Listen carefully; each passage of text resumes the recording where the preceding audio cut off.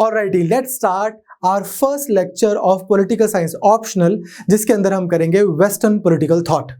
बहुत इंटरेस्टिंग है। Those of you who are from engineering background, medical background, any other background other than political science, then it's going to be an amazing learning journey. बड़ा interesting है western political thought. इसको करने में मतलब जब हम इसको पढ़ते हैं तो हम बहुत चीज़ें जो हमारे सामने हैं, बस हमने कभी उसको अटेंशन नहीं पे की, उसको बहुत इंटरेस्ट से पढ़ते हैं। राइट्स क्या है, लिबर्टी क्या है, जस्टिस क्या है, कंट्रीज में डेमोक्रेसी होनी चाहिए या कंट्रीज में किसी एक फैमिली का रूल होना चाहिए या कलेक्शन ऑफ सम इंडिविजुअल्स का रूल होना चाहिए, किंगडम्स जो हैं उनको दूसरी किंगडम्स के ऊपर अटैक करना चाहिए या फिर बस स्टेबिलिटी की तरफ फोकस करना चाहिए। सच अमेजिंग आइडियाज की सरकारें आई कहाँ से, ये जो नॉट कि बीजेपी की गवर्नमेंट कहाँ से आई है, कांग्रेस की कहाँ से, दिस आइडिया ऑफ गवर्नमेंट कहाँ से आया, all these amazing things we are going to study today. Also हम मतलब आज और आने वाली क्लासेस में ऑल्सो इसमें हम एक बहुत गजब की चीज पढ़ेंगे कि पढ़ने के तरीके बहुत अच्छे हैं। इनको पढ़ने के historical method, deductive method, inductive method, dialectics की बात करते हैं। जैसे अगर मैं आपसे पूछूं कि व्हाट इज लव, प्यार क्या है, कोई आप में से बोल सकता है सर प्यार इज केयर, जब आप किसी की बहुत केयर करते हो। और फिर मैं आपको क्रॉस क्वेश्चन करूं कि केयर तो हॉस्पिटल्स में नर्सिंग स्टाफ भी करता है, तो क्या वो प्यार है? क्योंकि जब उनकी शिफ्ट खत्म हो जाती है तो फिर वो प्यार कहाँ जाता है? आप बोलोगे प्रोबेबली नॉट। ओके, फिर कोई बोलो कि सर किसी के साथ पूरी लाइफ स्पेंड करना वो प्यार है, वो तो आप एक काइंड ऑफ पैरासिटिक रिलेशनशिप में भी कर सकते हो कि किसी को आपने दुखी किया हुआ पूरी जिंदगी, क्या वो प्यार है? Possibly not. अगर मैं कोई मुझे बोल सकता है sir thick and thin, health में या फिर in the absence of health, अच्छे समय में बुरे समय में साथ देना प्यार है, तो वो तो इंश्योरेंस कंपनीज भी करती हैं आजकल। बस उनको हर महीने थोड़े थोड़े पैसे देते रहो, जब कभी हेल्थ खराब होती है तो आ जाते हैं आपका सहयोग करने। तो पॉसिबली नॉट। बट ऐसा थोड़ी है कि LIC आपसे प्यार करती है, वो बोल नहीं चाहे ऐड में या कोई भी ऐसी वाली इंश्योरेंस कंपनी। कोई बोलेगा sir sensual feeling, intimacy, physical intimacy, touch, ये प्यार है। You know that youngsters or like anyone for that matter these days, they are swiping left and center and sleeping around left, right and center. So you can, like, how do I arrive at the definition, final definition? वो जो चीज है, अगर मैं एक idea called love को उठा लूं और जो भी लोग बोल रहे हैं, शाहरुख खान बोल रहे हैं प्यार दोस्ती है, मतलब कोई भी आइडिया को मैं उठा लूं और मैं उसकी सारी कॉन्ट्राडिक्शंस को रिमूव करता जाऊं, जितनी भी कॉन्ट्राडिक्शंस हैं, किसी ने कोई डेफिनेशन दी, मैंने कॉन्ट्राडिक्शंस ढूंढी, किसी ने दूसरी डेफिनेशन दी, उसमें भी मैंने कॉन्ट्राडिक्शंस ढूंढी, और ऐसे मैं करता जा रहा हूं और मैं रिड्यूस करता जा रहा हूं आइडिया को। फाइनली क्या मैं किसी यूनिवर्सल आइडिया पे पहुंच सकता हूं? क्या मैं किसी यूनिवर्सल डेफिनेशन पे पहुंच सकता हूं? पहुंच भी सकता हूं, नहीं भी पहुंच सकता। अगेन, और मजे की बात क्या है कि यूनिवर्सल आइडिया क्या है, क्या इसी चीज की डेफिनेशन पे भी मैं ऐसा कर सकता हूं कि व्हाट इज यूनिवर्सल डेफिनेशन? किसी ने मुझे बोला कि वो चीज, वो डेफिनेशन जो सब जगह ठीक हो, फिर मैंने बोला सब जगह की डेफिनेशन क्या है, and so on and so on and so on. इस आइडिया को, इस तरह से सच जानने को, इस तरह से किसी बात की तह तक पहुंचने को हमने क्या बोला? डायलेक्टिक्स। ठीक, ये एक टेक्निक है जिसको बहुत ज्यादा एफिशिएंटली यूज किया सोक्रेटिस ने, जिसको हम पढ़ेंगे। तो इसी तरह से यू सी कि कितना जबरदस्त तरीका है किसी चीज को पढ़ने का। जैसे हमारे यहाँ पे जो इकोनॉमी वाले सर हैं, ही वाज जस्ट लाइक ऐसे मजाक में बोल रहे थे कि अदरवाइज ना Socrates was a phenomenal philosopher, but इन्होंने कुछ खुद से लिखा नहीं है। इतनी हैरत अंगेज और कितनी बड़ी बात है कि सदियों के one of the biggest philosophers में से एक सोक्रेटिस ने खुद कुछ नहीं लिखा है। जो भी हमें उनके बारे में पता है, वो जो उनको चाहने वाले हैं या ना चाहने वाले हैं, उनकी बुक्स में जब उन्होंने उनका जिक्र किया है, उसके थ्रू हमें इनडायरेक्टली सोक्रेटिस के बारे में पता लगता है। तो एक बहुत अनफॉर्चुनेट चीज हुई थी जो हम आगे जाके देखेंगे कि सोक्रेटिस को एथेंस के लोगों ने जहर पिला दिया था, मार दिया था। तो हमारे इकोनॉमी वाले सर बोल रहे थे, कहते कि सर ऑब्वियसली आप सोचो कोई भी पर्सन मान लो जा रहा है, तो सोक्रेटिस क्या करते थे, वो ऐसे नहीं थे कि वो कहीं पे ना पहाड़ के ऊपर जाकर बैठे हैं वो ऐसा नहीं है कि कहीं अपनी केव बनाकर या एकेडमी खोलकर बैठे हैं कि आओ मैं तुम्हें बताता हूँ सच क्या है. He wasn't like out there to tell everyone what is the reality and what is the ultimate truth or what is the knowledge. On the other hand, he used to claim that he is seeking it. He is, आप बताएं, मैं सुनूंगा और फिर मैं उसको contradiction करूंगा. वो तो बाजार में घूम के ऐसा कर रहे थे. तो इकोनॉमी वाले सर वाज लाइक कि सर आप खुद सोचो, आप मार्केट में घूम रहे हो, आपको भी बुलाए कि यार आप क्या कर रहे हो, बोले मैं शॉपिंग कर रहा हूँ. शॉपिंग क्या होती है? There something you buy. ठीक, उससे क्या होता है? खुशी होती है. खुशी क्या होती है? तो आपको भी लगेगा कि यार जहर पिलाओ इसे. द पॉइंट इज कि ये तो जस्ट ऐसे ही मजाक का उन्होंने ऐसे बोल दिया. Otherwise amazing amazing philosopher. तो यू सी हम इस तरह की बहुत सारी चीजें पढ़ेंगे. इंडक्टिव मेथड, डिडक्टिव मेथड, वो क्या है? मैंने किसी एक चीज को देखा और मैंने उसको इतने अच्छे से स्टडी किया so that I can derive some conclusion कि अगर ये पर्टिकुलर ऐसा है, ये चीज ऐसी है, तो फिर ओवरऑल नेचर भी कैसे फंक्शन करती होगी. या फिर मैंने ओवरऑल नेचर को देखा और मैंने अराइव किया एक कंक्लूजन पे कि अगर नेचर ऐसी चीज करती है तो ये पर्टिकुलर चीज भी कैसे काम करेगी, and so on and so on. अभी सुनने में आपको लगेगा कि ये क्या है, but it's an amazing journey. अब हम जो स्टार्ट कर रहे हैं वो हम स्टार्ट कर रहे हैं वेस्टर्न पॉलिटिकल थॉट से. व्हेन आई से वेस्टर्न पॉलिटिकल थॉट, तो जो हम थिंकर्स को हम पढ़ेंगे वो है एंशिएंट ग्रीस के. तो पहले तो देखते हैं ज्योग्राफी उस एरिया की जिस ज्योग्राफी को हम पढ़ने जा रहे हैं. ये स्पार्टा, एथेंस, डेल्फी, कोरिंथ, ये वाला जो एरिया है, ये ट्रॉय, ये सारा एरिया, ये हम इधर की ज्योग्राफी का हम थॉट पढ़ रहे हैं एटलीस्ट अगली 5-6 क्लासेस में. सोक्रेटिस, प्लेटो, एरिस्टोटल के टाइम पे ये वाली ज्योग्राफी है. फिर भी उसके बाद मैकियावेली की भी अगर हम बात करें तो इटली वगैरह यहीं पे पढ़ेंगे. तो 6-7 क्लासेस इस ज्योग्राफी की बात हो रही है. ग्रीक्स के बारे में मैंने आपको लास्ट क्लास में भी जब मैंने कोर्स अनाउंस किया था हल्का सा बताया था कि बहुत एक टाइम पे बहुत ज्यादा बड़े लोग थे. ये बड़े लोग इन द सेंस कि फिलोसफिकल, अगर हम बात करें फिलॉसफी की, तो बहुत आगे निकले हुए थे.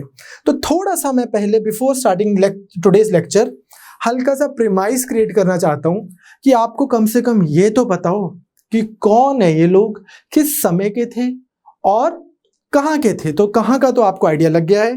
थोड़ा सा हिस्टोरिकली देखते हैं. अगर हम एंशिएंट ग्रीस की बात करें तो हम एंशिएंट ग्रीस की हिस्ट्री को कुछ पार्ट्स में डिवाइड कर सकते हैं. सबसे पहला जिसको हम बोलते हैं डार्क एजेस. ये डार्क एजेस कब से हो गई?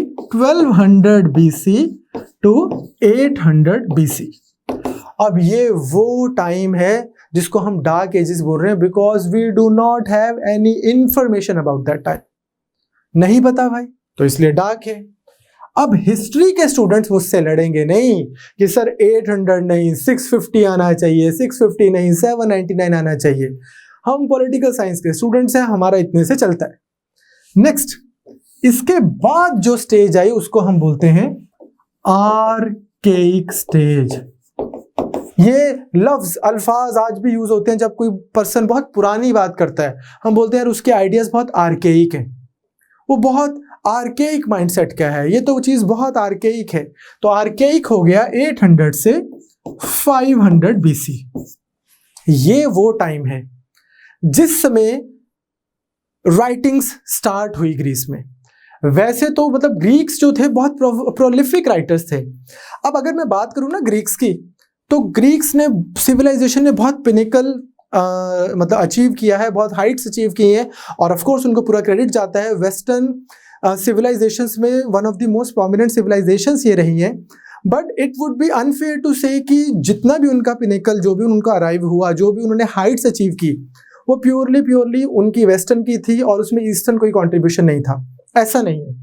इनको सीरियंस, असीरियंस, ये इजिप्ट के लोग, इवन अगर हम पाइथागोरस वगैरह की बात करें तो बहुत बुक्स में ऐसा लिखा जाता है कि Pythagoras even had visited Hindu Brahmins and what not. So the idea is that there was good influence of East on the Greeks as well. Phoenicians ने इनको लिखना सिखाया, but not taking away any credit from the Greeks.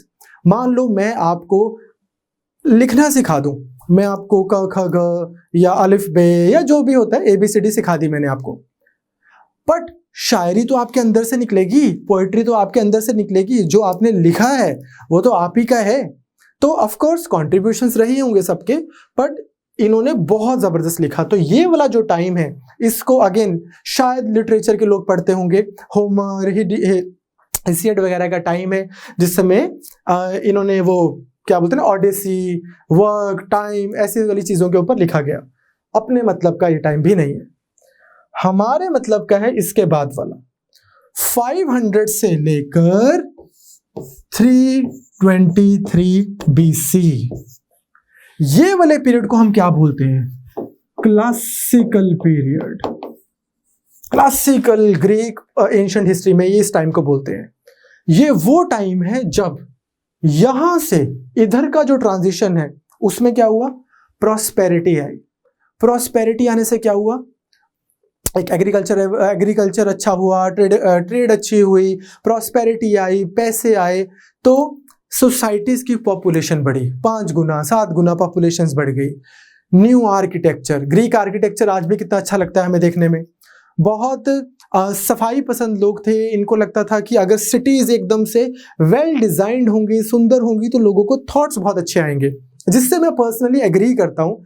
अगर से शहर आपके बहुत सुंदर हैं, ब्यूटीफुली डिजाइंड है, लैंडस्केपिंग बहुत अच्छी है, बहुत अच्छे से आर्किटेक्चरली आपने उसमें इन्वेस्ट किया हुआ है, सो एटलीस्ट 25-30 साल के अंदर अंदर आप देखेंगे कि उस शहर की डेलिब्रेशंस भी सुपीरियर हो गई। तो एनीवेज ये ऐसे थे कि best poetry, best art, architecture, जो उस समय की जितनी भी थोड़ी बहुत साइंस हो सकती थी वो, एंड फिलॉसफी।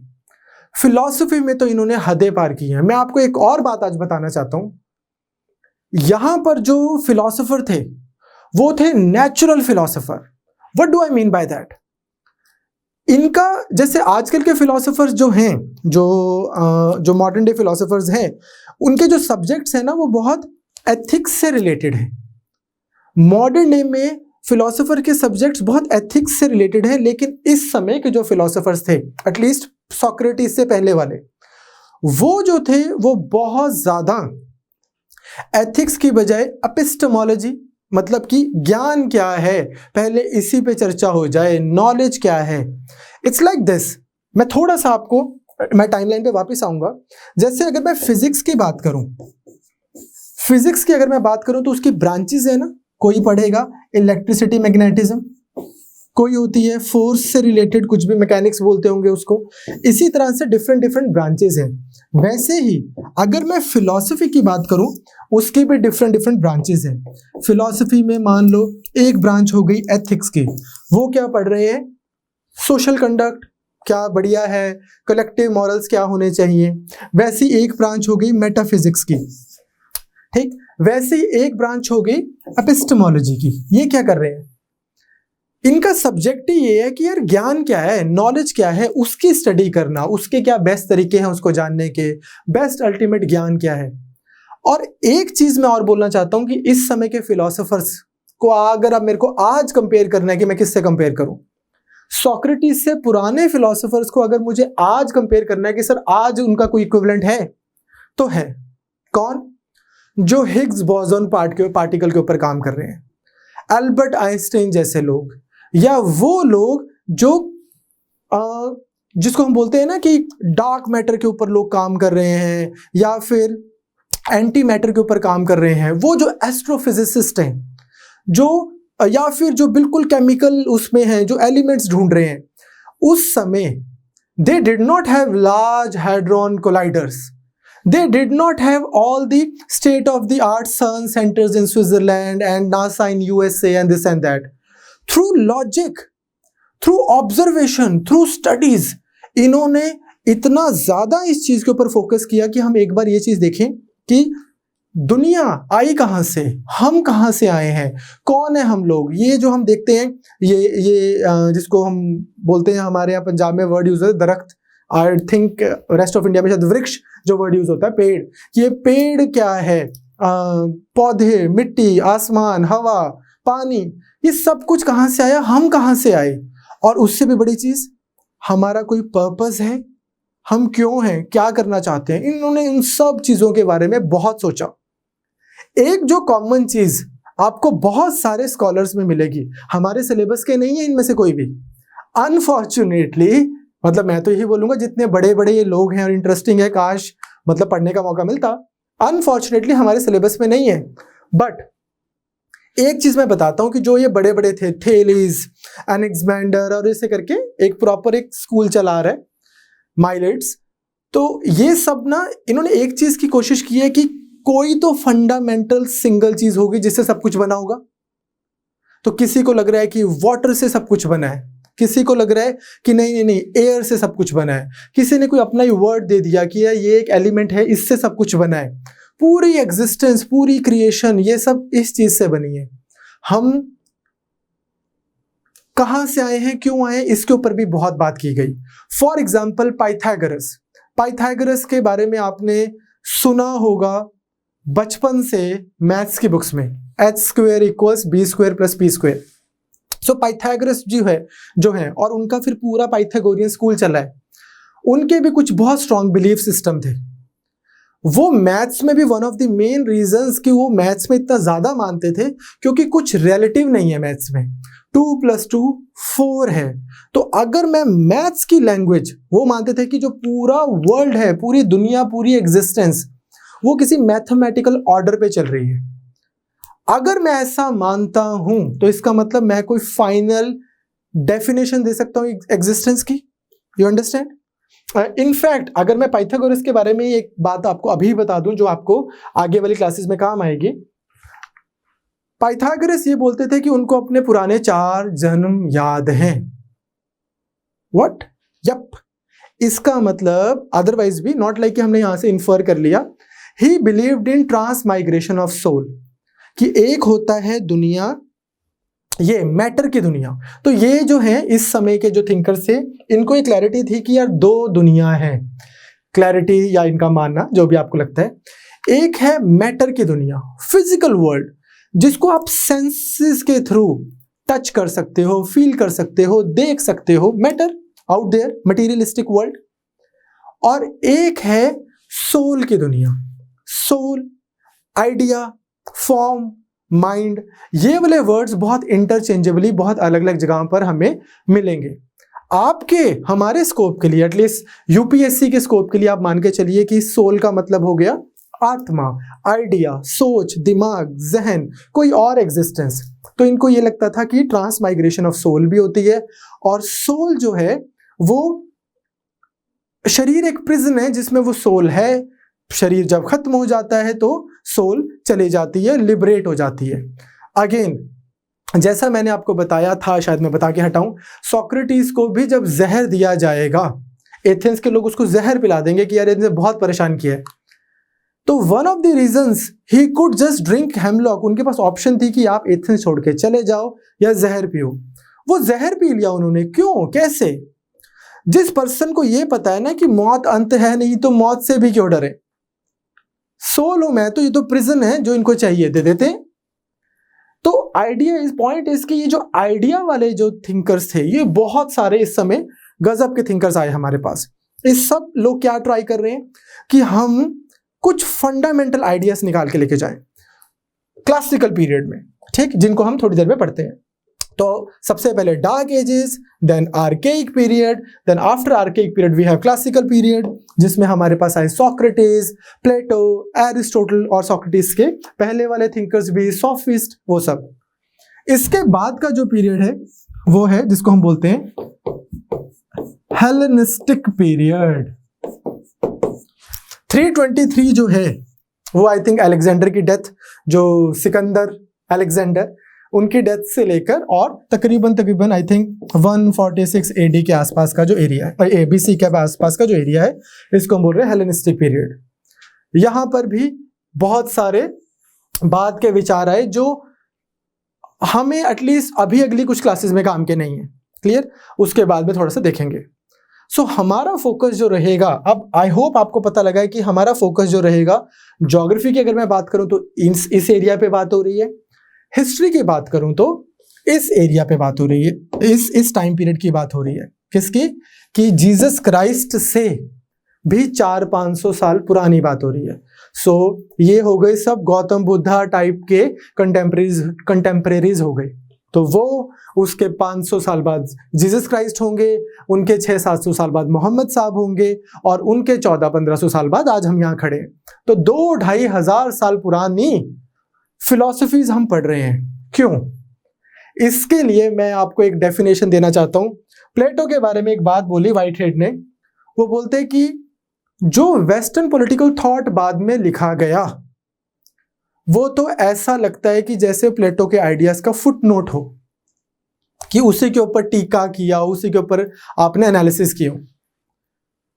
बहुत बड़े स्कॉलर्स ने ऐसा बोला हुआ है कि you can either be platonic और anti platonic, but you can never be non platonic. तो ये थिंकर्स की सिग्निफिकेंस आप यहां से ही लगाओ कि यार इन्होंने कोई बात बोली है, 2500 साल बाद हम पढ़ रहे हैं, और मेरी गारंटी है कि आप अगली 5 क्लासेस 6 क्लासेस जब पढ़ेंगे तो आपको लगेगा ही नहीं कि सर ये तो रेलेवेंट ही नहीं है ना आज के टाइम पे, अब तो वो चीजें रही नहीं ना। आपको लगेगा as if they are writing for today, such prolific, such relevant writers. तो राइटर्स भी वर्ड मैंने गलत यूज किया, क्योंकि सॉक्रेटिस की एक और बहुत बड़ी खासियत क्या है जो मैं भी शायद अभी बता के भी हटाऊं, कि सॉक्रेटिस ने कभी कुछ लिखा ही नहीं। Socrates never road. इनफैक्ट उनको लगता था कि लिखना और पढ़ना ये कोई राइट तरीका ही नहीं है नॉलेज को लेने का। तो फिर क्या है राइट तरीका नॉलेज को लेने का? डायलेक्टिक्स, डिस्कशंस, बहुत बातें करते थे वो, पूछते थे, और फिर जो मैंने बोला कि वो आइडिया की तह तक जा रहे हैं, रिड्यूस करते जा रहे हैं, कॉन्ट्राडिक्शंस को रिमूव करते जा रहे हैं, रिमूव करते जा रहे हैं। That was the idea. Clear? So आप हिस्ट्री में प्लेस कर पा रहे हैं, आप ज्योग्राफी में प्लेस कर पा रहे हैं। तो अब इस टाइम को जरा थोड़ा सा और समझते हैं। अब हम बात कर रहे हैं 500 BC से 323 BC के एंशियंट ग्रीस की। कैसे थे ये लोग? कौन थे? These people were very different from how we are trying to develop societies today. अगर मैं हल्का सा पीछे जाऊं, if I may have the liberty to go a little back, यहां पे भी अगर मैं थोड़ा सा और आपको बताऊं इलैबोरेट करने के लिए, डार्क एजेस के बारे में तो हमें नहीं पता कुछ, तो चलो ठीक है। ये वाला जो टाइम था आर्केइक वाला, ये टाइम था गॉड्स एंड गॉडेसेस का। आपने नाम सुना होगा, अपोलो ग्रीक माइथोलॉजी में, god of light, Hera god of marriage.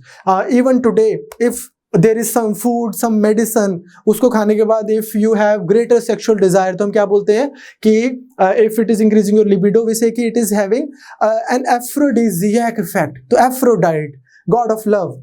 और यहाँ पे लोगों का ये भी मानना था आर्किक पीरियड में कि जब दो रियासतों की, दो हुकूमतों की लड़ाई होती है आपस में, तो it's actually clash of the titans. आपने शायद मूवी सुनी के बारे में सुना हो। तो उसके बाद में यहां पर all of a sudden, not all of a sudden, sorry, gradually philosophers आकर तर्क से सॉल्यूशन निकाल रहे हैं दुनिया का। तो मतलब क्या हो रहा है कि वो जो डिफरेंट फेथ चल रहे हैं, कोई एक सिंगल रिलीजन नहीं था। जैसे आज आप देखेंगे तो मिडिल ईस्ट में या बहुत इंडिया के बाहर अगर आप चले जाएं, मैक्सिमम कंट्रीज में मोनोथिज्म है ना, कि एक देश एक रिलीजन है, उसी में सब लोग मान रहे हैं।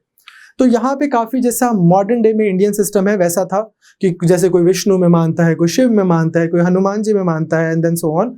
और अब तो चलो इस सब को हमने एक लार्जर अम्ब्रेला ऑफ हिंदुइज्म में के अंदर हम डिफाइन कर रहे हैं, पर इमेजिन कि ऐसा होता ही ना, there exist no larger umbrella, अलग अलग गॉड्स हैं, ठीक। तो वैसे वाला इनका फेथ सिस्टम होता था। और इनको ये भी लगता था कि अगर दो रियासतों में लड़ाई हो रही है, I think I just mention, तो वो उन्हीं के इश्यूज चल रहे हैं। उसके बाद में आगे क्लासिकल आए। क्लासिकल्स ने लॉजिक, रीजन, विजडम, इस चीज के ऊपर काम किया। उसके बारे में हम थोड़ी देर में बात करेंगे। Now coming to Greeks again. तो ग्रीक्स ने क्या किया, अगर मैं एंशिएंट ग्रीक्स की बात करूं ऑफ पीरियड 500 BC टू से 323 BC, कैसी सोसाइटी थी ये? ऐसी सोसाइटी नहीं थी जो बोले कि अच्छा आप डिसेबल्ड हो, let us build a ramp for you. Disables को शहर के बाहर छोड़ाते थे, एनिमल्स खाएंगे, बात खत्म। बड़े गो गेटर, लड़ने वाले, ट्रेड करने वाले, पढ़ाई करने वाले, ये सब, और प्रोडक्शन करने वाले, सब कुछ ही करते थे। बट जो हमारे काम की चीज है, जो हमें समझनी है, वो क्या है? ये स्लेवरी बेस्ड सोसाइटी थी। यहां पे एक बहुत फंडामेंटल चीज आपको समझनी है कि क्या था। यहां पर जो होते थे, एक थे अरिस्टोक्रेट्स जो फिजिकल लेबर नहीं करते थे। इनफैक्ट फिजिकल लेबर को कॉन्डेसेंडिंग वे में देखा जाता था कि यार ये जो दिमाग नहीं चला पाता वो हाथ चलाता है, इस तरह से देखने वाले। और फिर थे स्लेव्स। मोटा मोटा अगर आप देखो तो इनकी ये सोसाइटी थी। अब इसमें मैं थोड़ा सा अब एंशिएंट ग्रीक के 2 सिटी स्टेट्स के बारे में बात करना चाहता हूं। आप बोलोगे सर ये सिटी स्टेट क्या है? ये देखो, जैसे अगर मैं like I belong to Chandigarh, अब मैं चंडीगढ़ की बात करूं तो वो कुछ ऐसा ही तो है। हमारे इधर शिवालिक हिल्स हैं and then there is this city. अगर मान लो चंडीगढ़ अपने आप में एक देश हो, बस एक शहर जो देश भी है, उसकी अपनी आर्मी भी एग्जिस्ट करती है, अपनी सॉवरेनिटी भी है, कोई किंग भी है, शहर है और वही सिटी है, वही स्टेट है, वही सरकार है, उसको हम बोल रहे हैं सिटी स्टेट। तो अगर हम ग्रीस को देखें तो उधर क्या था, बहुत सारे सिटी स्टेट्स थे। उनमें जो 2 प्रोमिनेंट सिटी स्टेट्स थे जो हमारे काम के हैं वो हैं Athens and Sparta. Athens and Sparta ये 2 प्रोमिनेंट सिटी स्टेट्स थे। इनके बीच में भी क्या कोई डिफरेंस था? बिल्कुल था। वो क्या है कि जो स्पार्टा था वहां पर तो वही सिस्टम था जो मैंने अभी आपको बताया। क्या कि एक तो रूलिंग क्लास है जिसको हम बोल सकते हैं अरिस्टोक्रेसी, और एक है स्लेवरी क्लास। सिंपल। ये कर रहे हैं मैनुअल लेबर। अब पॉलिटिक्स किसके कंट्रोल में है? इनके। पॉलिटिक्स किसके कंट्रोल में है? इनके। सेंट्रलाइजेशन ऑफ पावर है, बात हो गई खत्म। तुम मैनुअल लेबर करो, हमें जो आता है हम वो करेंगे, इन्हें जो आता है वो ये करेंगे। इनफैक्ट अगर आप देखेंगे तो जो आज की डेट में जो डेमोक्रेसी है, जहां पे हर किसी व्यक्ति को पॉलिटिकल पार्टिसिपेशन का अधिकार है, राइट है, this is a very new phenomena. Compare it with how you select your cricket team. आज जब हमें इंडिया को क्रिकेट टीम चूज करनी है अपनी, तो हम ऐसे तो नहीं करेंगे कि पूरे इंडिया से वोटिंग करवा लेते हैं कि रोहित शर्मा को खिलाना है कि नहीं खिलाना। क्या होता है, एक बोर्ड बैठा हुआ है। उस बोर्ड में कौन लोग हैं? या तो वो लोग हैं जिनको क्रिकेट का बहुत ज्ञान है, या जिनको वर्ल्ड स्पोर्ट्स का बहुत समझ है कि किस तरह से मैचेस ऑर्गेनाइज हो सकते हैं, या फिर वो लोग हैं जो प्रोमिनेंट पावर में है, या फिर एसेंशियली वो लोग हैं जिन्होंने खुद इंटरनेशनल लेवल पर 100, 200, 300, 400 कुछ मैचेस खेले होंगे। तो जब एक क्रिकेट टीम भी चूज करनी होती है तो आप ये ट्राई करते हैं कि only and only those people are given the right to choose जिन लोगों को पता है, उसके वो एक्सपर्ट हैं। On the other hand, this selection of भाग्य विधाता of the country has become such an ordinary event that just about everyone and anyone is given right। ऐसा मैं नहीं बोल रहा, मैं बोल रहा हूं कि ये उस स्कूल ऑफ थॉट से आ रहे हैं कि अगर आप इनको बताते हैं ना, उस समय के थिंकर्स को, सोक्रेटिस को, प्लेटो को, या इन सब को, स्पेशली प्लेटो को, कि यार हम एक काम कर रहे हैं, यूनिवर्सल एडल्ट फ्रेंचाइज लेके आ रहे हैं, उन्होंने अपना सिर पकड़ लेना था उस समय की। क्यों? इसका रीजन क्या है? ये नहीं है बोल रहा हूं कि यूनिवर्सल एडल्ट फ्रेंचाइज अच्छी चीज है कि बुरी चीज है। मैं आपको सिर्फ टेलीपोर्ट करके लेके जाना चाहता हूं एंशिएंट ग्रीस में, कि उस समय के लोग कैसे थे, उस समय की फिलॉसफी कैसी थी। इवन द स्मार्टेस्ट जो विजडम वाले लोग थे वो भी एलिटिस्ट थे, वो भी क्लासिस्ट थे। क्या? हाँ भाई, मैन आर एसेंशियली अनइक्वल। ये बंदे को आती है बस लेबर करनी है, इस व्यक्ति को, इससे हम इलेक्शंस में थोड़ी पार्टिसिपेट कराएंगे। ये थोड़ी बताएगा कि लेबर वाला थोड़ी बताएगा कि लॉज कैसे बनने, एक्सेप्टेबल नॉर्म। एथनोसेंट्रिक भी थे। तो इससे पहले हम इधर आते हैं ताकि आपको एथनोसेंट्रिक बेटर समझ आए। एथेंस और स्पार्टा में एक तो सिमिलैरिटी थी। वो सिमिलैरिटी क्या थी? यहां पर भी अरिस्टोक्रेट्स हैं और यहां पर भी स्लेव्स हैं। ये तो हो गई सिमिलैरिटी। बट एक डिसिमिलैरिटी भी थी जो बहुत प्रोमिनेंट, बहुत बड़ी डिसिमिलैरिटी है। वो क्या है? एथेंस की बहुत ज्यादा डिपेंडेंस, या फिर आप बोल दो कि बहुत ज्यादा इनकी स्ट्रॉन्ग एक कलेक्शन ऑफ एक बॉडी थी जिसको हम, मतलब बॉडी गलत वर्ड हो गया, यहाँ पर कलेक्शन ऑफ इंडिविजुअल्स थे जो सी फेरर थे। नेवी बहुत इनकी स्ट्रांग थी, एथेंस की नेवी के ऊपर बहुत रिलायंस भी थी। और जो कुछ लोग थे, यहाँ पर एक और क्लास एग्जिस्ट करती थी जो नेवी वाले थे प्राइमरीली। ये क्या थे? ना तो ये स्लेव्स थे, ना इन्होंने खुद 100 स्लेव्स रखे हुए। ये इनको क्या नाम दिया गया था? Demos. I think you can smell it here कि ये कहां से आया होगा word democracy. Yup yup yup, demos. ये वो लोग हैं जो मॉडर्न डे में अगर आपको कंपेयर करना है तो आप कंपेयर कर सकते हो मिडिल क्लास से, भारत की, इंडिया की मिडिल क्लास। तो ये हो गए एलिट्स, ये हो गए जो यूट्यूब पे पढ़ा रहे हैं मेरे जैसे टीचर्स, स्लेव्स, और ये डेमोस, मिडिल क्लास। ठीक, हियर एथेंस में जो पॉलिटिक्स थी वो ऐसा नहीं था कि सिर्फ एरिस्टोक्रेट्स चला रहे हैं। यहां पर एक इनका अलायंस था। डेमोस जो थे, डेमोक्रेसी वाले जो लोग हैं, मतलब डेमोस जो हैं, जो सी फेरर हैं, जो फ्री मैन, इनके लिए जो वर्ड आपको पता होना चाहिए वो है फ्री मैन। ना ये खुद स्लेव्स हैं, ना इन्होंने इतने स्लेव्स रखे हुए हैं, बट ये एरिस्टोक्रेट्स भी नहीं है। ये जो थे, इनका और एरिस्टोक्रेट्स का एक अलायंस था। रजामंदी में सरकार चलती थी लेकिन खींचतान भी चली रहती थी। तो आप एक डिफरेंस देख पा रहे हैं। नाउ इसी में मैं आपको बताता हूं, अगर हमने देखना हो थोड़ा सा कि उस समय का पॉलिटिकल स्ट्रक्चर क्या था, उस समय की सोसाइटी कैसी थी। So as I have mentioned earlier कि ये थोड़े रूथलेस तो थे, ठीक, जो कि उस समय आई थिंक कि पुराने टाइम्स में, पुरानी सिविलाइजेशन इन जनरल रूथलेस होती थी। अभी मॉडर्न डे मैन है जो बहुत ज्यादा लाइक टेस्टोस्टेरोन लेवल लो लेके घूम रहा है। पुराने वाले तो मतलब काफी एग्रेसिव ही रहे थे हमेशा, तो वो तो था ही in general. Over and above क्या था इनका?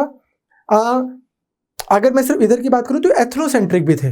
तो इवन एथेंस में भी जो अदरवाइज आपको लग रहा है कि अच्छा ओवर सिंप्लीफाई करके अगर मैं बोल रहा हूं कि यार ये डेमोक्रेसी थी और ये क्या था, ये एक तरह की आप बोल दो मोनार्की या सेंट्रलाइज रूल था। लेकिन अगर जो डेमोक्रेसी भी थी एथेंस, वो भी वैसी डेमोक्रेसी नहीं थी जैसी आज होती है। क्या डिफरेंस था?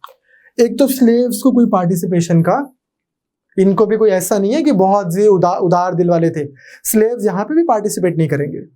दूसरा, women, ladies, they were also kept out of the power structure. ठीक, पेट्रियार्कल थे उस सेंस में अगर आप देखो। और एथनोसेंट्रिक, एथनोसेंट्रिक का मतलब क्या है? ग्रीक से मान के चलते थे कि यार हम सुपीरियर हैं, हमें ज्यादा पता है, हम स्मार्ट हैं। और जो ये इधर उधर वाले हैं, जो वो अगर ग्रीस में आके यहाँ पे रह रहे हैं, उनको कोई पॉलिटिकल पार्टिसिपेशन का राइट नहीं। Clear? So they are ethnocentric, they are patriarchal and slavery में तो मान ही रहे हैं। और स्लेवरी के दम पर ही आप देखेंगे कि दुनिया भर की कंस्ट्रक्शंस हो गई उस समय, एक से एक डिजाइन्स बन गए, आर्किटेक्चर बन गया एंड सो ऑन। नाउ अगर मैं सोसाइटी की ही बात करूं, अब मैंने आपको बताया कि जब ये आर्केइक पीरियड से इस पीरियड में आए हैं, फ्लरिश करना शुरू कर गए, इनकी ट्रेड बढ़ रही है, पैसे बढ़ रहे हैं, पॉपुलेशन बढ़ रही है। जब ऐसा होता है तो क्या होता है? एक तो पुरानी हेरिडिटरी अरिस्टोक्रेसी एग्जिस्ट करती है, पुराने खानदानी लोग, और नए नए लोग भी बहुत समझदार, हुकूक वाले, राइट्स वाले, समझ वाले, इंटेलिजेंस वाले लोग खड़े होने शुरू हुए। दीज मेन, जिनको मॉडर्न डे में हम बोलते हैं जैसे कि नया नया पैसा आता, नूवो रिच है ना, ऐसे वाले वर्ड्स होते हैं। दीज मेन ये क्या बोलते थे कि हम किसको रिप्रेजेंट करेंगे कि यार देखो, आप जो हो ना, आप तो एरिस्टोक्रेसी वाले पूरा अपने पास पावर रख रहे हो, ये डेमोक्रेसी जो डेमोस हैं इनका भी से होना चाहिए। We want to represent these demos. इनको किस नाम से जाना गया? डेमा, DEMA, Gang.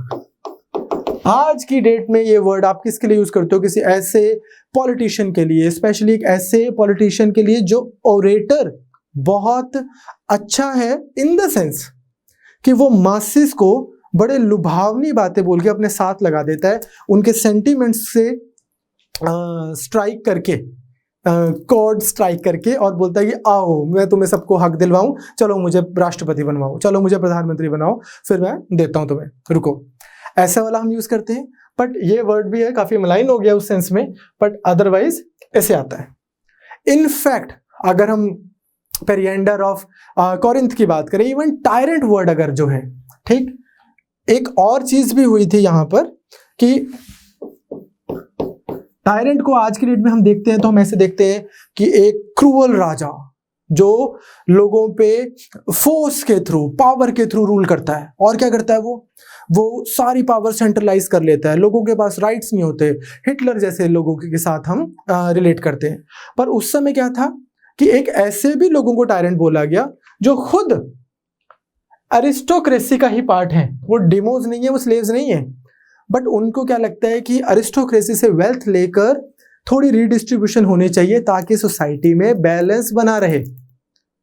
So tyrant word would also have two meanings for you from today onwards, और उस समय इस तरह से बोला गया था। लेकिन आज की डेट में तो एक सेटल्ड सा मतलब है। इससे एक चीज और पता लगती है, कुछ परमानेंट नहीं है। ये मैं क्यों बोल रहा हूँ, थोड़ी देर में हम इस आइडिया के ऊपर आएंगे, ठीक। तो वर्ड के भी नाम भी चेंज हो जाते हैं, सब कुछ चेंज हो जाता है दुनिया में। वुमेन के कैसे राइट्स थे? पॉलिटिकल राइट्स तो थे ही नहीं। अदरवाइज भी अगर आप देखेंगे तो जो एंशिएंट ग्रीस था वो ना बहुत हीरो वर्शिपर टाइप लोग थे। उनको लगता था कि जो एक मेल है वो नर होना चाहिए, हीरो जैसा होना चाहिए, अपने जाके लड़े, अपनी फैमिली को बचाए, अपने विलेज को बचाए, अपनी सिटी स्टेट को बचाए, वॉरियर टाइप होना चाहिए। वुमेन की पब्लिक प्लेसेस में या एटलीस्ट पब्लिक जो पोजीशंस हैं वहां पर तो ही ज्यादा उनका स्टेटस था, या तो उनकी फैमिली की वजह से कि वो एक ऐसी बड़ी फैमिली से आ रहे हैं, या फिर if they had relationship with a man of power, stronger बंदे के साथ उनका रिलेशनशिप है तो भी उनको स्टेटस है। अदरवाइज प्राइमरली अगर हम देखेंगे तो ज्यादा मेल डोमिनेटेड ये सोसाइटी रही है उस सेंस में। अब सोशल फैब्रिक भी थोड़ा सा समझ आ गया एंशिएंट ग्रीस का। पॉलिटिक्स कैसी थी ये भी थोड़ा सा समझ आ गया कि जो दो मेन हम सिटीज उठा रहे हैं, स्पार्टा का भी स्ट्रक्चर समझ आ गया कि वहां पर तो फॉर ऑल प्रैक्टिकल पर्पस जैसा आज चाइना है वही सिस्टम था कि एक अरिस्टोक्रेसी है जिनके पास पावर है और बाकी चलो बेटा बनाओ, जरा डेवलपमेंट करो। एंड एथेंस कैसा हो गया जैसा आज की डेट में इंडिया है कि अरिस्टोक्रेसी भी है, कुछ समझदार लोग भी बैठे होंगे ऊपर बड़े बड़े, फ्री मैन भी हैं, ठीक, जो मिडिल क्लास है, जो थोड़ा सा कई बार इकट्ठे होकर कहीं पर कोई 2-4 लेजिस्लेशंस अपने फेवर में पास करवा लेते हैं, एंड सोशल मीडिया पे भी जो भड़ास निकाल लेते हैं, free man, and then there are slaves out there. तो आप मॉडर्न डे में अगर रिलेट करना है हल्का सा इंडिया एंड चाइना से रिलेट कर सकते हैं, हल्की सी लिबर्टी ले सकते हैं, पेपर पे मत लिखाना। नाउ अब सोसाइटी भी पता लगती है, ये भी पता लगता है एक्सटर्नली क्या सिस्टम था। इसमें आप एक बात सुने, ग्रीक्स को पर्शियंस ने बहुत परेशान किया है। पर्शियंस आपने मूवी भी देखी होगी, एक अच्छी है, मतलब ऐसे टाइम पास बढ़िया सा। फैक्चुअली तो क्या ही, अब हम मूवी के फैक्चुअल करेक्टनेस नहीं देखनी चाहिए। 300 तो क्या है, वो पर्शियन आ गए हैं, डेरियस, सीरियस, और वो यहाँ पर आकर लड़ रहे हैं लियो के साथ में, ठीक। तो पॉइंट इसकी इनकी पर्शियन से लड़ाई रही। पर्शियन से लड़ाई होने का इनको फायदा भी ये था कि जब भी दो रियासतों के बीच में, दो मुल्कों के बीच में जब भी इंटरेक्शंस होंगी, चाहे वो लड़ाई की वजह से हो, प्यार की वजह से हो, तो उससे क्या होगा, कल्चरल इंटरचेंज होगा, एक दूसरे के आइडियाज का भी पता लगेगा, लोग कैसे दिखते हैं, लोग क्या बोलते हैं, क्या सोचते हैं, ऑल दोज थिंग्स।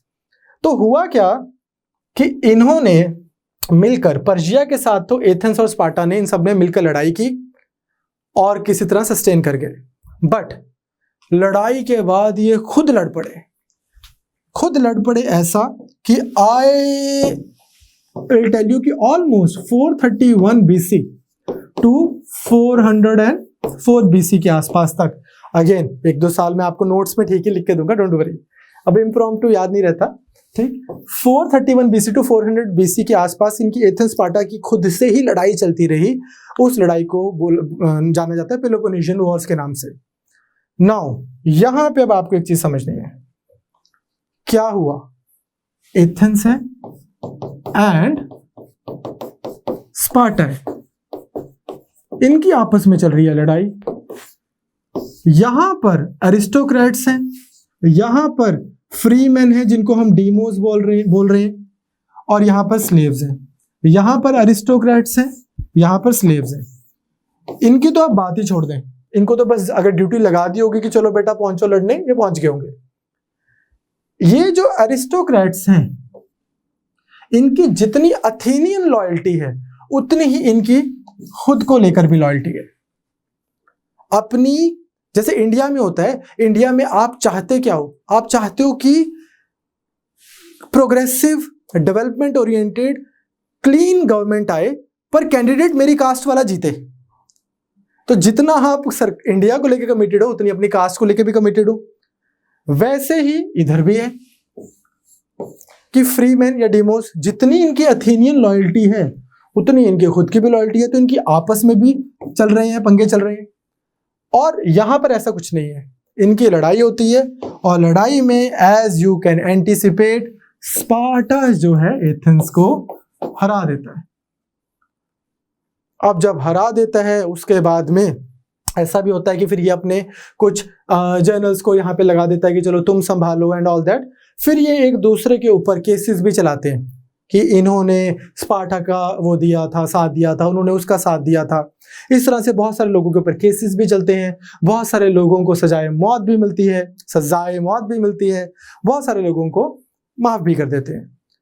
अब हो क्या रहा है, यहां पर एक चीज हो रही है, जब स्पार्टा जीत गया और एथेंस हार गया, तो उस समय जहां से हम आपका सिलेबस शुरू होता है वो अभी भी इसमें से कुछ नहीं आएगा आपके पेपर में। पॉलिटिकल साइंस का सिलेबस नहीं है, इसलिए मैं ग्राउंड तैयार कर रहा हूं ताकि आपको पता लगे कि क्या हुआ था, क्यों प्लेटो वो सब कुछ लिख रहे हैं जो वो लिख रहे हैं। तो यहां पर इस समय हमारे पास में थिंकर्स आते हैं, सोक्रेटिस, प्लेटो, ये वाले। ये कौन है? सबसे पहले इनकी बात करते हैं। ये आपको हल्का सा तो मैंने फ्लेवर दे ही दिया कि ये person who is very inquisitive in nature, who is asking questions to everyone and then trying to arrive at a conclusion through this reduction method, through this dialectics wherein he could just eliminate all the contradictions. वो ये कर रहे हैं, but इनके साथ में एक और प्रॉब्लम भी हो रही है। अब हम वापस आते हैं जो मैंने फिलोसोफर्स की बात की थी। अब पुराने फिलोसोफर्स बहुत सारे, उन्होंने अलग अलग आइडियाज दिए। किसी ने आइडिया दिया कि जो पूरी दुनिया है वो वाटर से बनी है, फंडामेंटल एलिमेंट जो है वो वाटर है। किसी ने आइडिया दिया कि नहीं एयर है, किसी ने कुछ आइडिया दिया, किसी ने कुछ आइडिया दिया, और वो सोक्रेटिस को बहुत इंस्पायर कर रहे हैं। ये इतने इंस्पायर्ड है कि इनको लगता है कि हाँ, मैंने कोई फाइनल फंडामेंटल ढूंढ ही लेना है कि यार टू एक्सप्लेन एवरीथिंग। तो ये बोलते हैं कि यार मेरे को चाहिए अभी अल्टीमेट ट्रुथ, तो मैं ढूंढ ही रहा हूं, वो तो अलग बात है, पर मुझे एक चीज पता लग गई है। वो क्या है? एक तो हमारी नॉलेज है जो हमें सेंसेस से मिलती है। मैं कुछ देखता हूं, कुछ दुनिया में देख रहा हूं, कुछ मैं फील कर रहा हूं, इन द सेंस कि मैं टच कर रहा हूं, कुछ भी ऐसी चीज। ये तो होती है हमारी सेंसरी जो अंडरस्टैंडिंग है। ये तो भाई इल्यूजन है, इसकी तो कोई वैल्यू ही नहीं है। इनफैक्ट इनसे पुराने भी वो फिलोसोफर्स हुए हैं, ज़ेनो वगैरह, जिन्होंने बोला है कि दो टाइप की नॉलेज होती है, एक होती है लेजिटिमेट नॉलेज, एक होती है बास्टर्ड नॉलेज। बास्टर्ड नॉलेज का मतलब क्या है? इललिजिटिमेट, जो हम सेंसेस से पता लगती है। क्यों भाई? ये जो आपको दिख रहा है सब इल्यूजन है। आपको लगेगा यार क्या बोल रहे हैं भाई, मुझे दिख रहा है, मेरे सामने ये टेबल पड़ा है, ये बुक पड़ी है, ये डोर है, ये वो है। बोलेंगे सब इल्यूजन है। तो फिर सच क्या है? बोलेंगे सच है आइडिया, सच है आइडिया। आइडिया का कैसे पता लगता है? बोलते लॉजिक से, रीजन से, विजडम से। इसका मैं आपको एक छोटा सा एग्जांपल बताता हूं। हम हल्का सा ही फिलॉसफी को टच करेंगे, ज्यादा डिटेल में नहीं जाएंगे। इसका एग्जांपल मैं आपको बताता हूं कि जैसे शायद हमने बात की थी कि एक टेबल है। मैं आपसे पूछूं कि एक टेबल क्या होता है? आपने बोला कि सर एक ऐसी सी चीज जिसके ऊपर हम चीजें रख देते हैं, उसकी 4 टांगे होती हैं और दिस इज द टेबल। फिर मैं आपको बोलूं कि नहीं नहीं नहीं नहीं, क्या मैं 2 टांगों से टेबल नहीं बना सकता? आप बोलोगे सर बना लो, वो भी टेबल ही रहेगा। मैंने बोला नहीं नहीं नहीं नहीं नहीं, मैं ये वुडन की जगह पे स्टील का नहीं बना सकता? आप बोलोगे सर बना लो, तो भी ये टेबल ही रहेगा। फिर मैं बोलूंगा नहीं नहीं नहीं नहीं, मैं एक काम नहीं कर सकता क्या कि मैं लेग्स बनाता ही नहीं ऑल टुगेदर, ठीक, और मैं बस इसके साइड पे इस तरह से कर्व्स दे देता हूं, तो ये टेबल नहीं रहेगा क्या सर? तो भी टेबल रहेगा। पॉइंट इज कि यहां पर सॉक्रेटिस जो है वो पुराने आइडियाज को जान रहे हैं, जानने की कोशिश कर रहे हैं, और उससे उनको ये पता लग गया कि यार एक सेकंड, जो ये सामने मुझे दिखता है कि ये टेबल है, ये है, वो है, जो भी कुछ है, सॉक्रेटिस ही नहीं, इनफैक्ट प्री सॉक्रेटिक भी मैं बहुत सारे इधर मिक्स ही कर रहा हूं आपके लिए, क्योंकि हम पॉलिटिकल साइंस पढ़ रहे हैं तो हम लिबर्टी ले सकते हैं, फिलॉसफी में पाप हो जाता है। ये जो सारे आइडियलिस्ट थिंकर हैं ये मान के चल रहे हैं कि जब हम लॉजिक लगाते हैं, जब हम विजडम लगाते हैं, फिर जो हमें कुछ पता लगता है, वो जो आइडिया हमें जो पता लगता है विजडम लगाने के बाद, वो तो है सच, वो तो है जेन्युइन नॉलेज। उसके बाद में ये जो हमें सामने दिख रहा है ये मटेरियलिस्टिक वर्ल्ड, ये तो इसको हम नहीं मानते, ये तो इल्यूजन है। आप देखें इंडियन फिलॉसफी की अगर बात करें तो यहां पर भी एक बहुत बड़ा वर्ड यूज होता है, माया।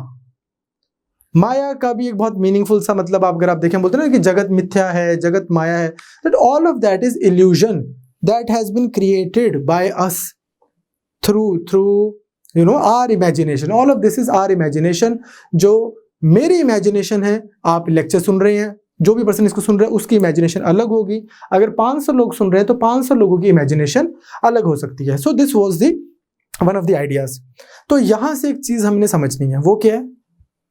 नॉर्मली आजकल की भाषा में जब हम बोलते हैं कि यार ये पर्सन बहुत आइडियलिस्ट है, तो हमारा मतलब क्या होता है? बड़ा एथिकल टर्म्स में हम बोलते हैं, मोरालिटी के टर्म्स में, कि ये पर्सन यार वो बात नहीं करता जो बहुत प्रैक्टिकल हो, ये तो बात करता है बहुत उसूलों वाली। और हम बोलते हैं ये पर्सन बहुत मटीरियलिस्ट है, तो इसका मतलब क्या होता है? हम बोलते हैं कि यार इस पर्सन को सिर्फ मुनाफा, बेनिफिट, प्रॉफिट दिखता है। बट यहां पर मेरा जो होल पॉइंट था आपको बताने का, वो ये था कि जब हम इधर बात करते हैं पॉलिटिकल साइंस में, तो आइडियलिस्ट कौन है?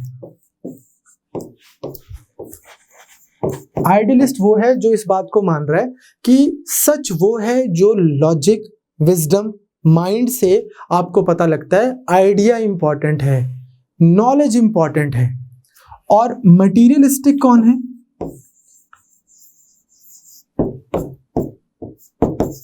जो बोल रहा है। अब थोड़ा सा फिलोसॉफिकल ट्रिप पे चलेंगे 5 मिनट के लिए, फिर वापस आएंगे, सिर्फ आपको समझाने के लिए, या मतलब कंफ्यूज नहीं होना, क्योंकि अगेन मैं डिस्क्लेमर देना चाहता हूं those of you who want to just start political science optional, कि this is not to intimidate you, this is just to थोड़ा सा आपको हल्का सा टच। या चलो रहने दो, हम क्या करेंगे, एक अलग से एक मैं वीडियो बनाऊंगा सिर्फ फिलॉसफी के ऊपर, उसको देखना। आज हमारा थोड़ा डाइग्रेस हो जाएगा, तो आपको पता लगा कि सॉक्रेटिस है एक पर्सन जो पुराने लोगों के बहुत सारे आइडियाज के ऊपर प्ले कर रहे हैं, उससे सीख रहे हैं, कुछ जानने की कोशिश कर रहे हैं। एंड एक चीज मैं आपको और बताना चाहता हूं कि जिस समय सॉक्रेटिस है उसी समय, उसी टाइम एक और स्कूल भी चला आ रहा है जिनका नाम है सोफिस्ट। ठीक, सोफिस्ट कौन है? ये बहुत ज्यादा ट्रैवल करते हैं, ये बहुत ट्रैवल करते हैं, अलग अलग जगहों पर जाते हैं और वहां पर ये नॉलेज इंपार्ट करते हैं, वहां पर पढ़ाते हैं। और ये जब पढ़ाते हैं तो पढ़ाने के पैसे भी लेते हैं। और ये किसी को ये नहीं बोलते जैसे कि ये सॉक्रेटिस ट्राई कर रहे हैं या इनके पुराने वालों ने ट्राई किया कि हम तुम्हें फाइनल सच बताते हैं कि असली में दुनिया की रियलिटी क्या है, हमारी एग्जिस्टेंस का ट्रुथ क्या है, फाइनल ट्रुथ क्या है। इनको ऐसा कोई भी इनका इंटेंशन नहीं है। ये क्या बोल रहे हैं? ये बोलते हैं सिर्फ पॉइंट ऑफ व्यूज होते हैं, इस जगह का ये पॉइंट ऑफ व्यू है, उस जगह का वो पॉइंट ऑफ व्यू है, इस सोसाइटी का ये पॉइंट ऑफ व्यू है, उस सोसाइटी का वो पॉइंट ऑफ व्यू है। तो सोफिस्ट जो हैं, they are not going for any ultimate knowledge, they are not trying to अगर मैं फिलॉसफी की बात कर रहा हूं अभी, कि ये बच्चों को फिलॉसफी में ऐसा नहीं कुछ पढ़ा रहे कि तेरे को फाइनल सच जानना है और तू पूरी जिंदगी लगा दे और पूरा दिमाग खोल और देख कि हम कहां से आए हैं, क्यों आए हैं, कहां से पूरी दुनिया बनी, किस चीज से बनी, मुझे कैसे पता लगा कि ये इस तरह की चीज है, ये पेड़ होती है, और ये इस तरह की चीज है, ये घास होती है, हमारी सारी की थिंकिंग प्रोसेस कहां से आया, ये सब पे नहीं जा रहे। ये सिंपल ये बोल रहे हैं कि यार देख भाई, इस जगह वाले लोगों को ये सही लगता है और उनको लगता है कि ऐसा होता है, इस जगह वाले बंदों को ये ठीक लगता है। तो they are more focused on point of view. और ये एक चीज क्लेम करते थे कि ये किसी भी पॉइंट ऑफ व्यू को डिफेंड कर देंगे, ये किसी भी पॉइंट ऑफ व्यू को डिफेंड कर देंगे, और ये अपने बच्चों को ये समझाते थे कि आपको कैसे इस वर्ल्ड में पॉलिटिकल सेंस में अगर मैं बोलूं कि कैसे पावर गेन करनी है। तो जो सोक्रेटिस है उनको ये मल्टीपल लेवल पे बक करते थे। एक तो इनको इस बात पे बक करते थे कि यार इन्होंने तो सोक्रेटिस की एग्जिस्टेंस पे सवाल उठा दिया। एक पर्सन जिसके लाइफ का एक ही लक्ष्य है, उस पर्सन का एक ही लक्ष्य है कि यार मेरे को फाइनल डेफिनेशंस पे अराइव करना है। वो जिंदगी में कर ही एक काम रहा है कि फाइनल डेफिनेशंस पे पहुंचना है, मुझे अल्टीमेट क्या है, ट्रुथ क्या है, रियलिटी असली में क्या हो रहा है एग्जिस्टेंस का। और इन्होंने उसको बोल दिया ऐसा कुछ है ही नहीं, ये तो सिर्फ पॉइंट ऑफ व्यूज है। और ये पर्सन उस टारगेट से इतना ऑब्सेस्ड है कि इनके बारे में क्या बोला जाता था कि भाई ये नहाते नहीं थे इतने इतने दिन, नंगे पांव घूमते रहते थे बाजार में, कपड़े भी बस वैसे ही चली जा रहे हैं इनके, और बस सोचते जा रहे हैं सोचते जा रहे हैं। ऐसे व्यक्ति को अगर कोई बोल दे कि यार ऐसा कुछ है ही नहीं भाई, जिस चीज पे आप लगे हुए हो ये तो बस पॉइंट ऑफ व्यूज है, तो एक तो इनको इस बात से बहुत प्रॉब्लम थी। तो इनको लगता था कि भाई तुम्हें एक दिन मैं प्रूव करके दिखाऊंगा कि फाइनल डेफिनेशंस है, फाइनल ट्रुथ है, एक हम यूनिवर्सल आइडिया दे सकते हैं। आप पूछोगे सर ये यूनिवर्सल आइडिया क्या है? तो जैसे मैंने आपको इस लेक्चर की शुरू में बोला था कि यार इस समय के जो ये लोग हैं ये वो फिलोसोफर नहीं है जो आपके आज के फिलोसोफर हैं जो बोलें कि जिनका टॉपिक ऑफ डिस्कशन हो इक्वालिटी इनइक्वालिटी, ये सब नहीं है। ये वो हैं, इनको अगर आपने कंपेयर करना है आज के लोग डेट से, तो आपने एल्बर्ट आइंस्टाइन जैसे से कंपेयर करना है, जो बोलेंगे कि यार मैं आपको बताता हूँ ये लो। वो भी तो उनकी भी तो यही लाइफ में इसी पर्पस पे लगे हुए हैं ना कि यार understanding the existence and giving some fundamental definition which can cover pretty much each and everything. तो ये आज के मॉडर्न डे बहुत हाई लेवल के साइंटिस्ट से कंपेयर करें आप इनको, और इनके अचीवमेंट्स भी बहुत हैं, बिना किसी साइंटिफिक एपरेटस के देख एटोमिस्टिक मॉडल तक पहुंच गए थे ये कि दुनिया में सब चीज एक कण से बनी हुई है, एटम से बनी हुई है, और वो इनडिविजिबल है, और and then so on and so on. They could predict, not Socrates, इनके जो प्री सोक्रेटिक जो थिंकर्स की बात कर रहा हूँ, दे could predict the movement of stars. They could predict the very this thing कि यार there are more suns out there than the sun that we have. They could predict कि milky वे Galaxy के बारे में, अदरवाइज हमारी physics के बारे में, हिपोक्रेटिस वगैरह की बात करें तो मेडिकल साइंस के बारे में, and so on and so on. तो बड़े लोग हैं ये, वापिस आते हैं तो एक तो इनको इससे प्रॉब्लम हो रही है सोक्रेटिस को कि यार कमाल है, यहाँ हम पूरी जिंदगी लगा रहे हैं अल्टीमेट ट्रुथ जानने के लिए, आप बोल रहे हो ऐसा कुछ है ही नहीं है, सिर्फ पॉइंट ऑफ व्यू है। दूसरी एक और चीज खराब लग रही है सोक्रेटिस को सोफिस्ट की, ये बोलते हैं कि यार कोई चीज देकर बदले में पैसा लेना ये तो लेबर होती है। कोई चीज देकर बदले में पैसा या कोई भी चीज आप लेते हो ये तो लेबर होती है, और लेबर कौन करते हैं? स्लेव्स लोग। ये जो पैसे लेकर पढ़ाते हैं ना ये स्लेव्स हैं उनके हिसाब से। सोक्रेटिस के हिसाब से पढ़ाना तो फ्री में चाहिए, ठीक। तो सोक्रेटिस जो है उनको सोफिस्ट से ये भी प्रॉब्लम है कि यार ये पैसे लेके पढ़ा रहे हैं, मटीरियलिस्टिक दुनिया का ज्ञान दे रहे हैं। ये बोल रहे हैं भैया हमसे, इनको आप कंपेयर कर सकते हो मॉडर्न डे लॉयर्स से। जब कोई लॉयर है तो उसको पता है कि यार मैंने प्रूव कर देना है कि यार अपना बंदा भाई शिप में था ही नहीं, और उसको बस वो पॉइंट ऑफ व्यू जिसका भी वो लॉयर है उसका पॉइंट ऑफ व्यू रखना है उसको सामने, और उसने कोई भी टेक्निक लगाकर प्रूव कर देना है। तो सोफिस्ट से उनको ये भी प्रॉब्लम हो रही है। सोफिस्ट थोड़े मटीरियलिस्टिक, मतलब again I will take that statement back, but the point is कि ये सोक्रेटिस काफी आइडियलिस्ट है।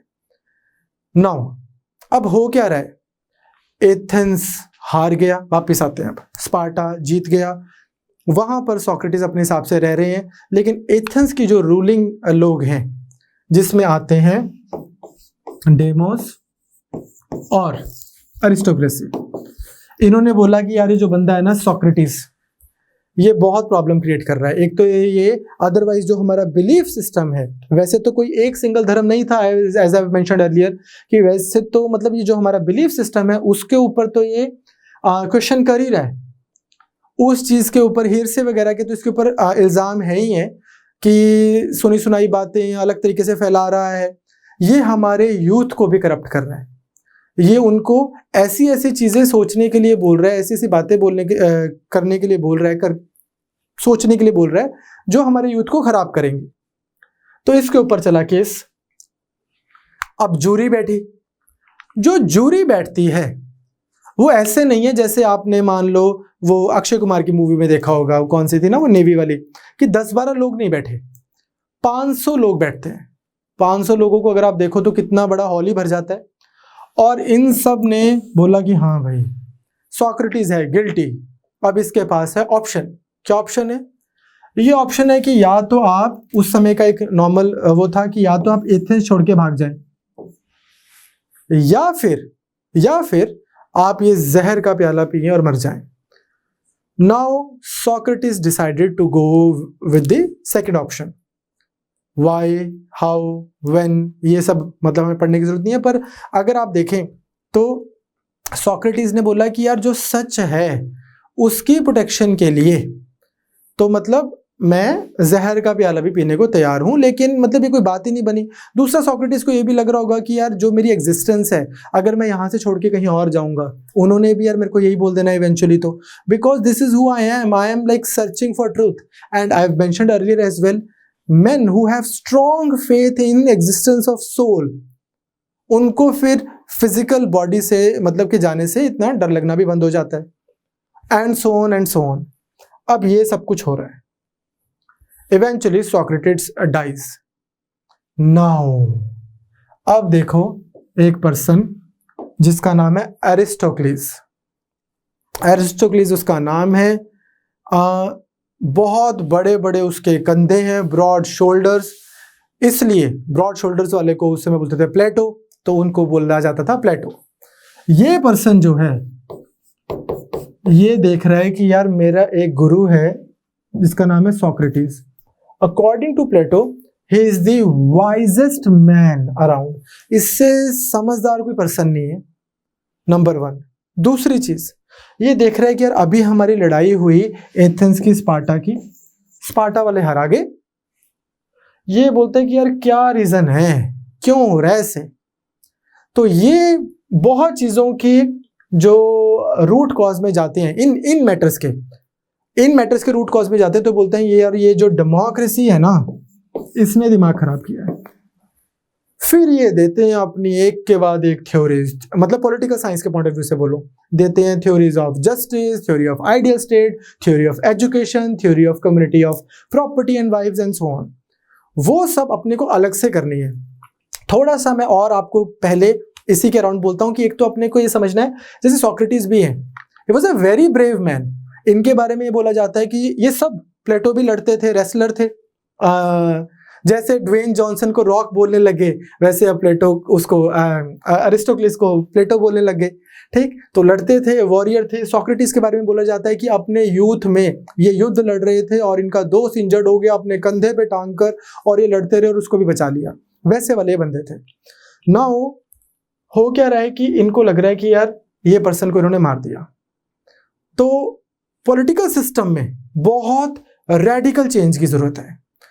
अगर इस तरह से इग्नोरेंस की सरकार रहेगी, अगर इस तरह से, तो यार दुनिया में सोक्रेटिस तो बचेंगे ही नहीं, क्योंकि प्रॉब्लम सोक्रेटिस की नहीं है। इनको लग रहा है प्रॉब्लम है इन लोगों की जो उस लेवल के पर्सन को पहचान नहीं पा रहे हैं। ये प्रॉब्लम उन लोगों की है जो खुद बोल रहे हैं कि यार हाँ हम भी ऐसे ही सो रहे हैं, तुम भी सोते रहो और सोने दो। ये इसको ऐसा लग रहा है। और सिर्फ एक चीज नहीं है, हमारा जो स्कोप ऑफ स्टडी है वो पॉलिटिकल साइंस है, अदरवाइज इन्होंने इतने जबरदस्त आइडियाज के बारे में बात की हुई है। हिज थियरी ऑफ फॉर्म्स, वो तो मैं हल्की सी बात करूंगा आपसे। एक डिबेट चली आ रही थी बहुत स्ट्रॉन्ग, हेराक्लाइटस और परमेनिडेस, ये भी दो बहुत पुराने फिलोसोफर्स हुए इनके बीच में। तो वो डिबेट का मैं आपको हल्का सा जिक्र कर देता हूं। तो उसको लेकर भी इन्होंने बहुत जबरदस्त बात की। ये क्या है कि जैसे मान लो एक कोट है, आज ज्यादा डिटेल में नहीं करेंगे, पर एक कोट है कि let's say you can't cross the same river again. ये एक नदी है, इसमें से इस तरह से पानी बह रहा है और मैंने अपना पाँव यहां पर रखा। अब नदी में पाँव रखा, पानी चला गया। अब मैंने पाँव निकाला, दोबारा रखा, अब जो मेरे पाँव से पानी लगकर गया वो सेम नदी थोड़ी है, वो तो अब नई नदी है। और मैं भी सेम थोड़ी हूं, मैं 1 घंटे पहले मैंने पाँव रखा था, मैं अलग व्यक्ति था, अब मैंने दोबारा पाँव रखा, मैं अलग व्यक्ति हूं। क्या बात बनी भाई? मतलब ये बोलते हैं कि सब कुछ चेंज हो रहा है, सब कुछ चेंज हो रहा है। तो फिर अगर सब कुछ चेंज हो रहा है तो फिर हम चीजों की डेफिनेशन कैसे दें, या इस चीज को इलेबोरेट करना, सब कुछ चेंज हो रहा है। तो आप इसको ऐसे समझे, मैं आपके सामने खड़ा हूं, अगर किसी तरह मतलब मैं जीवित भी रहूं और मैं 30 साल तक ऐसे खड़ा रहूं, तो आप देखेंगे कि यार बूढ़ा हो गया पूरा। वैसे तो 5 साल में लग सकता है ऐसा, या अगर ऑलरेडी नहीं लग रहा तो बूढ़ा हो गया। एंड इसी तरह से आप देखिए, मैंने बोल दिया कि यार ये मेरी जैकेट है, ये ब्लू कलर की है, लेकिन ये भी तो चेंज हो रही है, इस थोड़ी श्रिंक हो जाएगी, थोड़ा सा कलर फेड हो जाएगा। और एक अगर मैं रीजनेबल ह्यूमन पीरियड टाइम को हटा दूं कि 50 साल 60 साल नहीं, मेरे पास पूरा टाइम है, 2 लाख साल है मेरे पास देखने के लिए, तो ये कुछ रहेगा ही नहीं, सब चेंज हो जाएगा। तो ये बोल रहे हैं कि सब चेंज हो रहा है। जब सब चेंज हो रहा है तो भाई किसी चीज की डेफिनेशन देना बहुत मुश्किल बात है। और एक दूसरे थे परमेनाइडिस, वो बोलते थे मान लो ये गंगा जी है और ये पानी है, हाँ भाई पानी तो चल रहा है लेकिन ये रिवर तो गंगा ही है। तो बोलते थे कुछ चेंज नहीं हो रहा। कुछ चेंज क्यों नहीं हो रहा?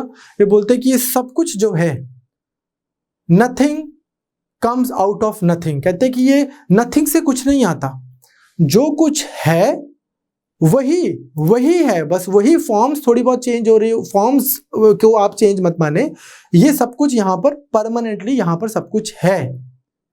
तो ये बहुत बड़ी एक डिबेट चली जा रही थी, जिसके ऊपर प्लेटो ने काफी अच्छा एक आइडिया दिया था। अगेन उनका आइडिया कितना दुरुस्त है, आइडिया कितना फिट होता है, वो एक अलग बात है, but his idea was very amazing. So I hope आपको समझ आया कि थोड़ा सा आपको समझ आया कि किस कॉन्टेक्स्ट में हमने पढ़ना है। जो भी मैं आपको आज इस क्लास में करा रहा हूं, ये आपके एग्जाम में टेस्टेबल नहीं है। एग्जाम में टेस्टेबल है प्लेटो के बाद का टॉपिक, लेकिन उससे पहले हमें थोड़ा सा एक प्राइमर चाहिए होता है। एक और चीज जो मैं सोक्रेटिस के बारे में आपको बताना चाहता हूं, इसको बताने के लिए मैं आपको एक चीज बोलना चाहता हूं। लेट्स टेक वन एग्जांपल कि आप रूम में खड़े हैं और एक बड़ा सा सांप आ जाता है, तो आप ऐसे तो नहीं करेंगे कि ओ, ऐसे नहीं करेंगे आप। क्यों? बिकॉज आपके अंदर से विवेक जागा हुआ है कि भाई सांप काटता है और हम मर जाते हैं। चाहे आपने रियल लाइफ में कभी सांप को देखा हो ना देखा हो, किसी को काटते हुए देखा हो ना देखा हो, and so on and so on and so on. अगर आप देखोगे कितनी सारी ऐसी चीजें आपको मिलेंगी कि आपको पता लगेगा कि यार ये बस ना मेरे अंदर आइडिया है, मुझे आइडिया है। फिलोसॉफिकली सेंस में बोल रहा हूं। अभी हमने इसका ऐसे एवोल्यूशनरी टेक नहीं देना इसके ऊपर, या कोई भी और सब्जेक्ट का टेक नहीं देना। अगर मैं सिर्फ फिलोसॉफिकल सेंस में बोलूं तो कोई आपको आइडिया है, ये आइडिया कहां से आया? कभी लॉजिकली डिडक्शन की होगी, अगर देखा भी होगा तो लॉजिकली, विजडम के थ्रू, सोच के थ्रू, इस तरह से आपने अराइव किया होगा इस कंक्लूजन पर कि क्या सही है क्या गलत है। नाउ हम सब क्या चाहते हैं? हम सब चाहते हैं खुश रहना, हैप्पी, गुड।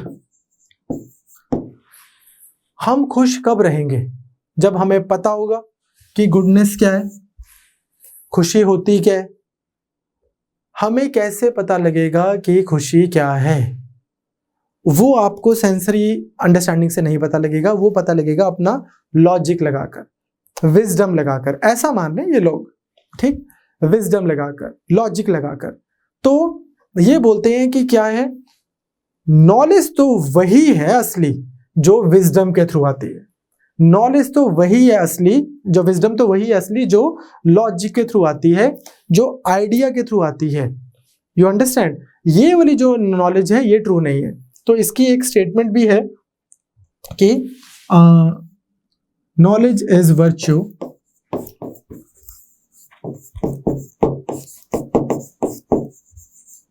ठीक। तो इंटरचेंजेबली भी बहुत जगह लिखा होता है कि वर्च्यू इज नॉलेज, जिसके ऊपर मैं बाद में इवेंचुअली हम डिस्कशन करेंगे दोबारा। पर आइडिया इज दिस कि पहली क्लास में मैं आपको बस यहीं पे छोड़ना चाहता हूँ ये बोलकर कि आपको ये समझना है कि नॉलेज जो है वो हम सब खुश रहना चाहते हैं, अच्छा रहना चाहते हैं। अच्छा रहने के लिए हमें चाहिए ज्ञान, ज्ञान आएगा लॉजिक से। तो इसलिए राइट नॉलेज कौन सी है?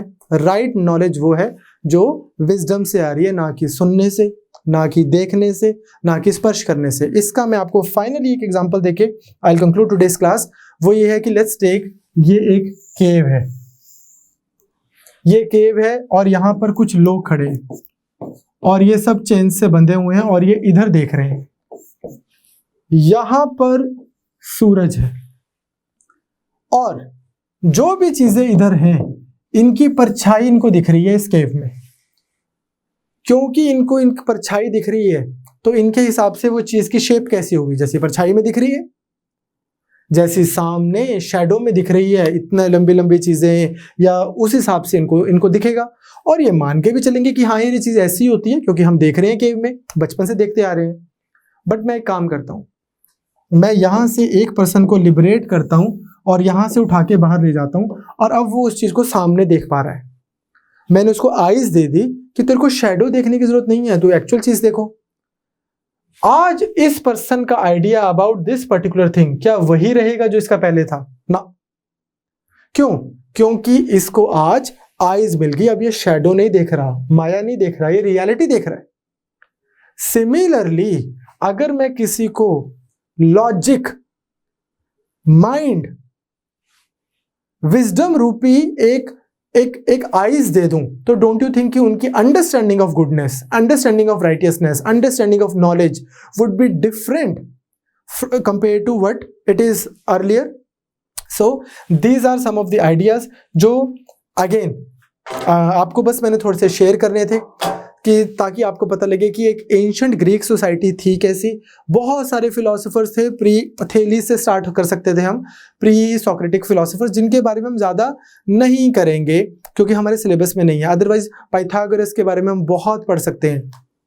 थोड़ा थोड़ा मैं उनका जिक्र करूंगा जब हम हमारे सिलेबस के थिंकर्स करेंगे, क्योंकि हमारे सिलेबस के थिंकर्स जो हैं वो बहुत ज़्यादा इंस्पायर्ड हैं उन थिंकर्स से जो हमारे अदरवाइज सिलेबस में नहीं है। For example Plato is highly inspired by Pythagoras. ये दोनों इतने ज़्यादा मैथमेटिक्स को लेकर वो हैं like their fan of mathematics कि इनको लगता है कि mathematics one of the highest form of knowledge है। सो मच सो कि प्लेटो ने भी और पाइथागोरस ने भी अपनी एकेडमीज के बाहर, इवन जो वर्ड एकेडमी है ये प्लेटो ने ही एकेडमस के नाम पर अपने स्कूल का नाम एकेडमी रखा था। और मॉडर्न डे में भी जब हम बोलते हैं किसी को कि यार you do well in your academics and this and that, तो ये वहीं से डिराइव हो रहा है ये वर्ड भी। ठीक, तो प्लेटो ने अपनी एकेडमी के बाहर ट्राइंगल शेप बना रखी थी और लिखा हुआ था कि जिसको ज्योमेट्री नहीं आती वो अंदर नहीं घुसेगा। So those of you who are not from political science background, who are from engineering background और अदरवाइज, और आप पूछ रहे हैं कि सर मैं पॉल साइंस से कर लूं क्या, सो जस्ट नो कि आज तो आप पूछ रहे हो, पुराने टाइमों में तो कंपलसरी होता कि भैया प्लेटो ने बोला था पहले मैथमेटिक्स पढ़ के आओ फिर पॉलिटिक्स पढ़ाऊंगा। ठीक, तो ये पाइथागोरस से बहुत इंस्पायर्ड है, उनकी थ्योरी ऑफ सोल से कि सोल होती है, और उसको हम करेंगे आगे जाके। द पॉइंट इज कि इसलिए मुझे थोड़ा सा ऐसा लगा कि मैं पहले लेक्चर में आपको ये बताऊं कि जो हमारे थिंकर्स सिलेबस में है वो किस स्पेस, टाइम और माइंडसेट के साथ आ रहे हैं। Now that we know about it, इस लेक्चर के आपको कुछ नोट्स नहीं चाहिए होंगे, ये सिर्फ आपको सुनना ही है। तो कल से जो मैं आपको मतलब नेक्स्ट क्लास से एक दिन छोड़ के क्लास आती है तो नेक्स्ट क्लास आपको मंडे को आएगी। अब तो नेक्स्ट जो मैं आपको क्लास दूंगा वहां से मैं आपको प्लेटो करवाना शुरू करूंगा और वहां से आपको नोट्स भी मिलेंगे। So you guys have a great weekend, I will see you in the next class.